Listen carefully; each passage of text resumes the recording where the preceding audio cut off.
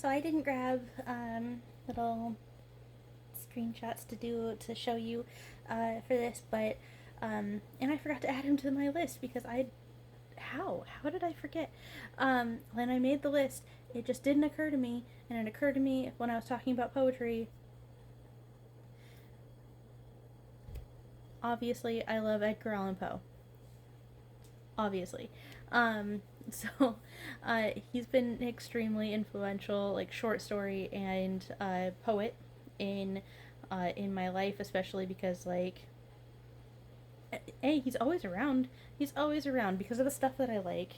Um, he's always like he's it's common for him to be mentioned. He's mentioned in like every like little gothy thing that I enjoy. He just comes up.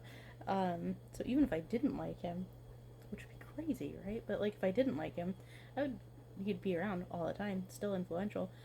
People who like dark stuff, they tend to like reference him, especially with the Raven. Um,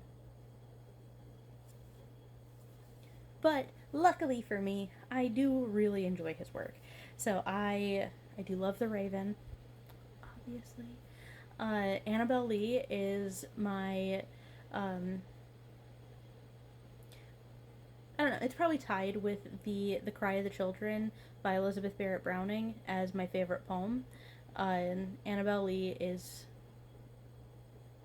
heartbreaking and stunning, and I tried really hard in high school to memorize it, like so that I could have a poem just completely memorized. It never worked out. I am not good at memorizing verses, passages, poetry. I I'm just not good at it. Um, but I did end up like reading it several times a day for like weeks. Um, it's such a beautiful poem. I'm still not sick of it. I realized that I wouldn't like that I wasn't like I wasn't getting the words. Um, like it just wasn't sticking. So I just stopped trying to memorize it. It wasn't important to have a poem memorized. It was like a bragging thing that I wanted to do, and it never worked out. And I'm so like it's not a loss. But Annabelle Lee is a beautiful poem. My favorite of his poems. I do. I can't think of a work of his that I didn't enjoy. Like Telltale Heart is so good. I struggle to pronounce the cask one, um, and yet I think of it all the time. But because of the name of the cask, I don't. I can't. Um, I because I just read. I think I've heard it a couple of times, but mostly I've read it, and like the letter. Like I don't. Am am a nope. Not gonna try. I'm not gonna humiliate myself like that. I really enjoy that book short story. I really enjoy that. I really love that he had a like detective character. His was Auguste Dupin. I do like that one. That guy. I like that character. Auguste. And let's see.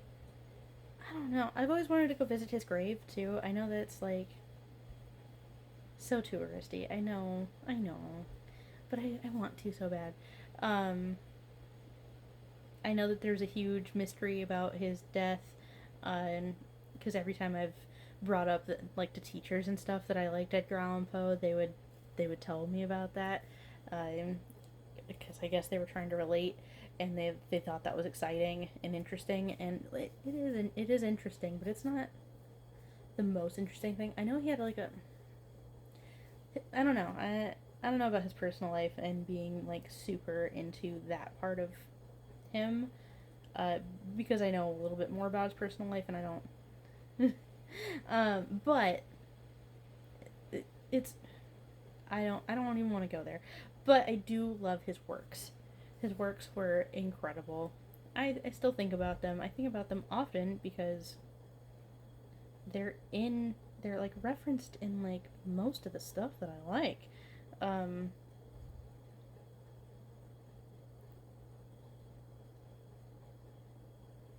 Plus, like, if you like spooky things, if you like creepy things, if you like anything that's a little bit like spooky golf alt, you're gonna hear about Edgar Allan Poe. And you're gonna like have to know the references because it just keeps popping up. And that's not, I don't think it's a bad thing because they are beautiful works. They're stunning. They say a lot about, a lot of them say a lot about grief, honestly. Um, the people in those works, they're just really plagued with grief and guilt and internal conflict. And you know what? That's beautiful too. Uh, I'm not usually a grief kind of person. Most of the stuff that I like to enjoy isn't very grief heavy because I struggle with my own grief, but I do still somehow find Edgar Allan Poe stuff to be just beautiful. It's it's that it's so pretty. I don't understand how it's just the imagery that was able to produce in the like in your mind while he's talking about things. Um, not like the specific actions, but like what's going on around it. Like in Annabelle Lee, you hear a lot about well, the tomb, but you also hear about like the ocean and Annabelle Lee, and like it's pretty, it's creepy, it's weird, in a good way, but it's creepy and weird, and like you realize that the guy talking is a little weird, um, but then like it's like soothed because it's pretty. Do you get it? Do you get me? Um, that hasn't influenced me in like in a writing way or like a how I think about myself kind of way. But it has influenced like my general life because it's so prevalent, because it's around. Um, so yeah, I do really like Edgar Allan Poe. I would really love to go visit his grave. I would highly recommend any of his works. They're all. I haven't read one that I didn't like. I haven't read one that wasn't good. I've read ones that I like. They were good, but like not the best thing I've ever read.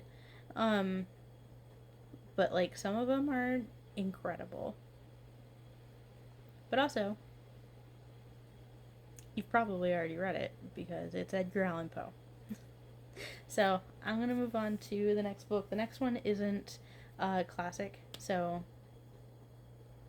we're finally like I guess when I was making my list, my brain finally moved off of the classics.